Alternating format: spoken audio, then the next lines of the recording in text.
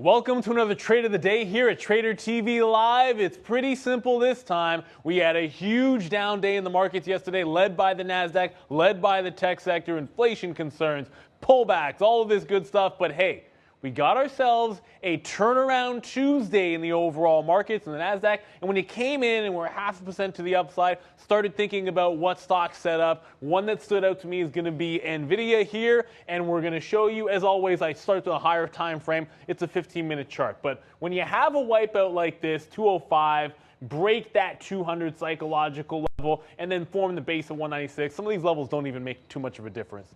We're gapping up, and look what we got right here. We had a nice little channel essentially between 199 and 200 on a bounce back day. I mean, this is going to set up for the classic breakout at a 200 level, and then you're going to see how much better it is even than that when we get to the actual trade. So you're going to start things off here with a nice break to 200. I'll come back to show you just on the way down here, you're going to have one sliver of green on the entire way down the day before that would have given you just above a 201 level here for a bit of resistance on the way. So when that breakout trade occurs and you're in that 930 open scalp phase, we're going to take some out in front of that 01 level, and then from there it is buy every dip, maintain core position. That's the name of the strategy all the way through. Probably missed out on a chance to get 199s, grab 199.5, and then the next time down, grab 199s each time, maintaining about that dollar range scalp and holding the entire position. A couple of things you could do differently here, and I know I should have done this more than likely, is consider a 201 break, or at least consider buying some more on VWAP. Now, candidly, I'm trading 5 stocks at the same time. That's a little why you're only going to hold on to this one here.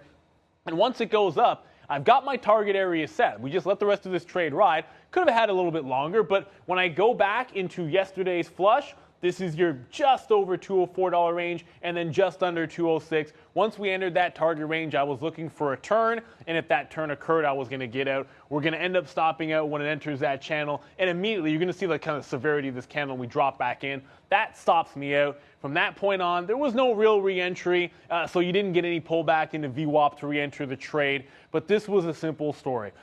At 9:30, you had a clean breakout trade. You then had support certainly holding at the pre-market lows to allow you to get back in and out. You could scalp it, whatever you want to do with it. You could hold on to the rest. Lots of ways to be able to play this. How did you guys do? What did you bottom pick? Because there were plenty of names in the NASDAQ which would have given you returns like this. Let us know in the comments section below. And as always, check out our live show daily, morning and midday show, and power hour at the close.